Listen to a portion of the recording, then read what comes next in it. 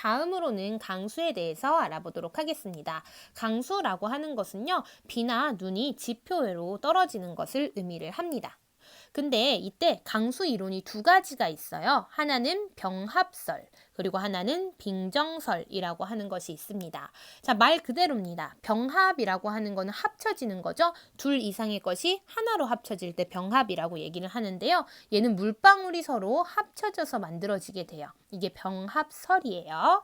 자, 두 번째, 빙정설이라고 하는 게 있는데요. 얘는 빙정이라고 해서 얼음 결정을 얘기를 합니다. 얼음 결정, 얼음 빙자 써서 얼음 결정이라고 얘기를 하는데 이 얼음 결정들로 인해서 만들어진다라고 해서 빙정설이라고 얘기를 해요.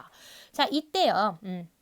이때 병합설은 어디서 이제 설명이 되냐면요. 열대지방이나 저위도 지방에서 설명이 되고요. 빙정설은 중위도나 고위도 지방에서 설명이 됩니다. 즉 우리나라는 중위도에 위치하고 있죠. 그렇기 때문에 우리나라 겨울철에는 이런 모습을 띠게 된다라는 것까지도 알아두시면 좋을 것 같아요.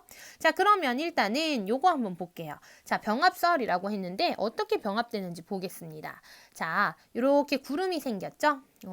공기가 상승하면서 구름이 만들어지는 것까지는 우리가 이 전 시간에 살펴봤고요. 구름이 생기게 되면 이 주변에 이제 물방울들이 이렇게 크고 작은 물방울들이 존재할 겁니다. 근데 이 크고 작은 물방울들이 서로 부딪혀요.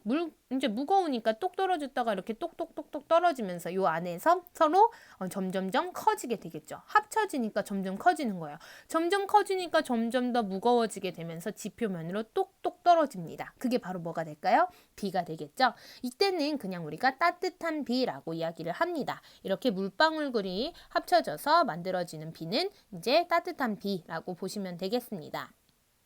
전 구간 구름 온도는 0도씨보다 높아요. 얘가 점점 위로 올라가면은 위에 생기게 되면은 얘가 구름의 온도가 낮아지죠? 아까 전에 배웠잖아요. 단열 팽창한다고, 그죠? 자, 그래서 쭉 올라갈수록 온도가 낮아지는 그런 모습을 보이게 되는데 얘는 전부 다 0도씨보다 아래에 있어요. 즉, 다 물방울이라는 얘기겠죠, 그죠? 0도씨부터 물이 얼기 시작하니까요. 자, 근데 얘 한번 볼게요. 얘는요, 구름이 만들어졌어요. 공기가 상승하면서 구름이 만들어졌고 이 구름이요, 이렇게 밑에 0도씨보다 아래의 것들도 있지만, 그러니까 0도씨보다 높은 온도인 거죠. 여기 높은 온도의 것도 있지만 그거보다 더 낮은 온도의 것들도 있습니다. 위로 올라가면 올라갈수록 온도가 낮아진다고 했으니까요. 그렇죠? 자, 그러면 이때 어떻게 되냐면 0도씨보다 이제 온도가 낮아지게 되면은 물이 얼기 시작하겠죠? 그러면서 빙정이 만들어지게 될 겁니다. 여기에는 빙정이라고 하는 것들이 이제 존재하게 될 거예요. 자, 그러면 마이너스 40에서 0도씨 구간에 물방울에서 증발한 수증기가라고 했는데요.